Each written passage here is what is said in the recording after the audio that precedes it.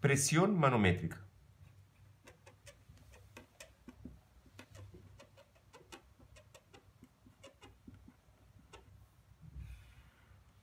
Un manómetro básico consiste de un recipiente que contiene un gas y un tubo de vidrio donde hay un líquido típicamente pesado como el mercurio. Consideremos que un líquido que tiene densidad ρ y todo el sistema está expuesto a la presión atmosférica. De la teoría de fluidos sabemos que el fluido a la misma altura tiene la misma presión, por lo tanto la presión en 1 es igual a la presión en 2 y la presión en 1 es la presión del gas. La presión en 2 es igual a la presión atmosférica, que está en este punto, más la columna del líquido, que sería ρGH. Eso lo hemos visto en los videos anteriores. Entonces, reemplazando P2 por P1, acá tenemos que P1 es igual a la presión atmosférica más ρGH. La presión manométrica se define como la presión del gas, sería P1, menos la presión atmosférica. En este caso sería ρG por H. A continuación explicaré lo que es un termómetro de gas de volumen constante. Entonces, termómetro de gas de volumen constante.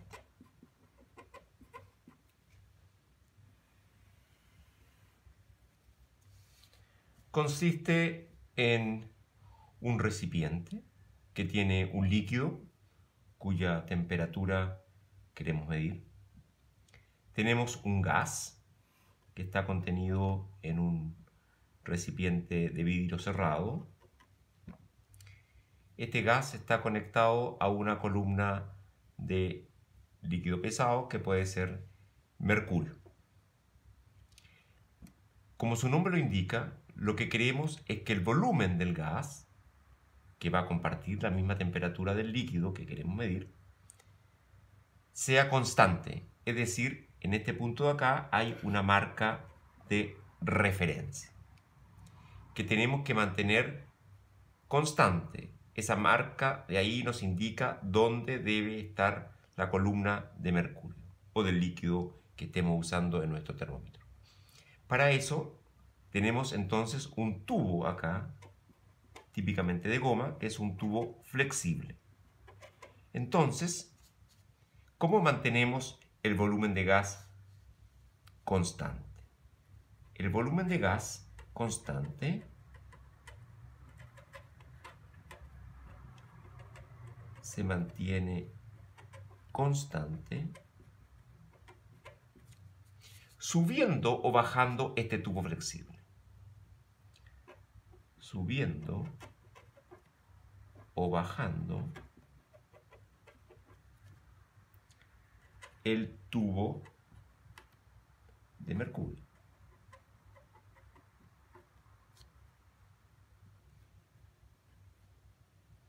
Por otro lado, sabemos que la presión del gas, que es lo mismo que la presión del líquido, está directamente relacionada con H.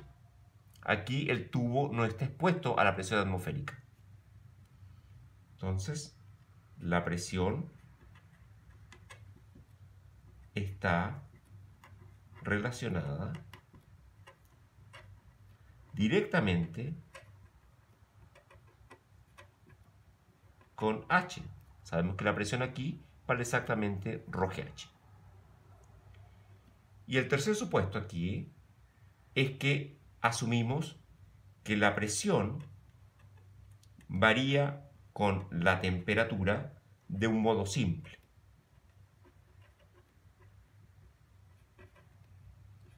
Linealmente.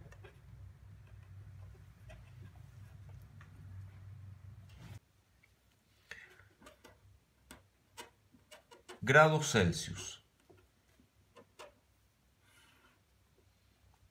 El grado Celsius pertenece al sistema de unidades como unidad accesoria.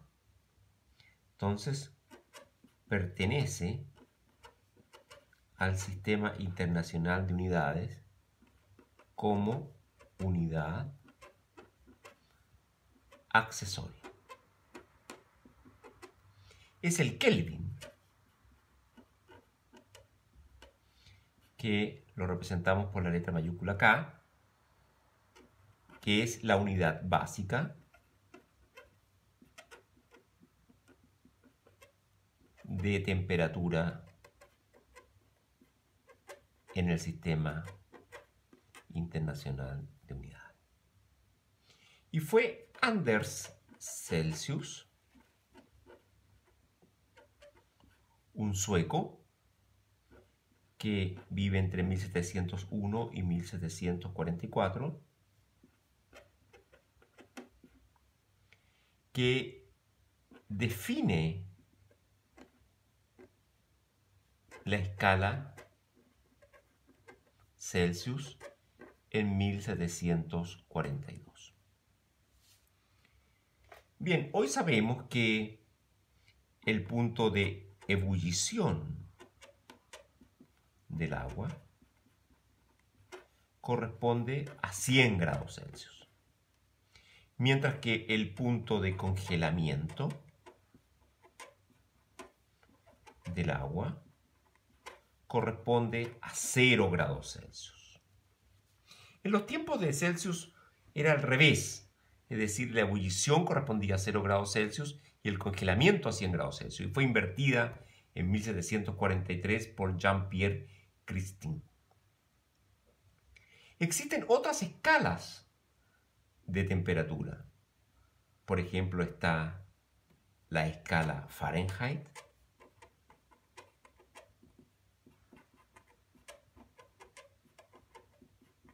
también está la escala Rankine y está la escala absoluta, entre otras. La escala absoluta necesita de la temperatura absoluta. ¿Qué es lo que es la temperatura absoluta?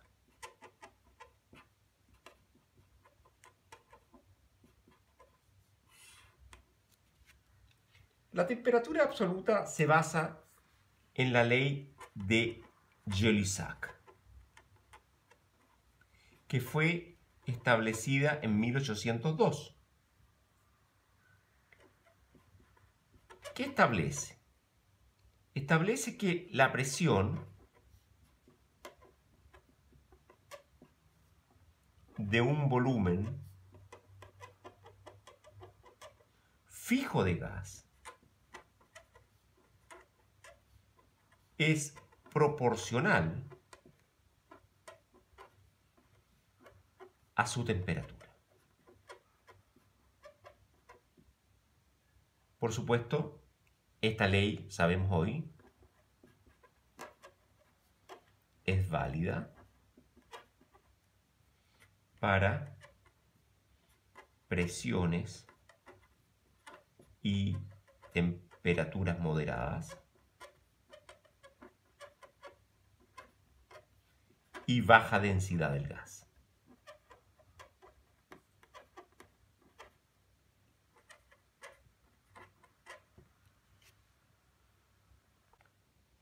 Entonces, podemos usar un termómetro de gas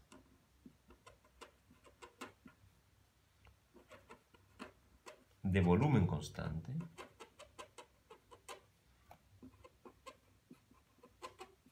que ya hemos explicado en este video cómo funciona.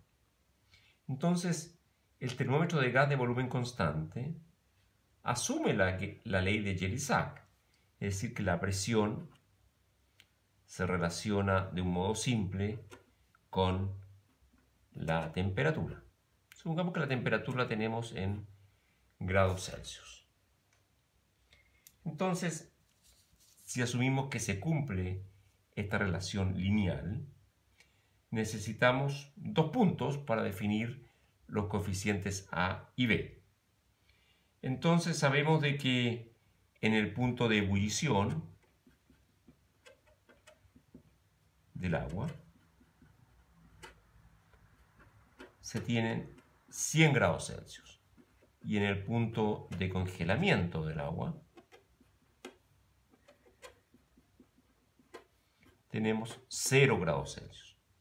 Por lo tanto, la presión en el punto de ebullición es igual a A más B por 100 en grados Celsius. Y en el punto de congelamiento tenemos que es igual a A más B por 0. Es decir, tenemos acá de que A es igual a la presión en el punto de congelamiento. Luego tenemos que la presión de ebullición es igual a P de congelamiento más 100 por B, de donde obtenemos que B es igual a la presión que nos da en el punto de ebullición menos la presión en el punto de congelamiento dividido por 100. Luego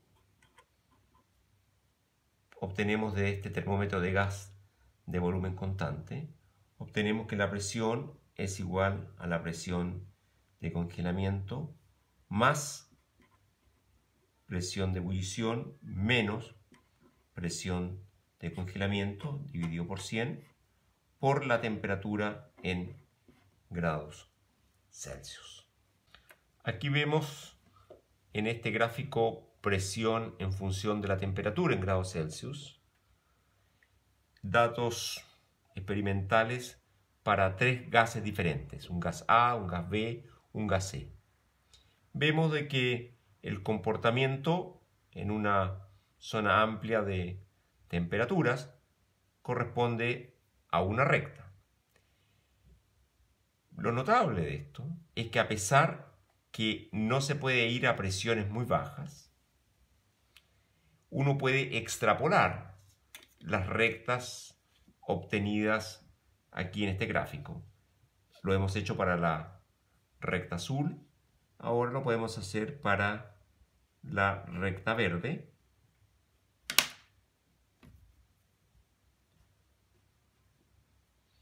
Y también para la recta roja.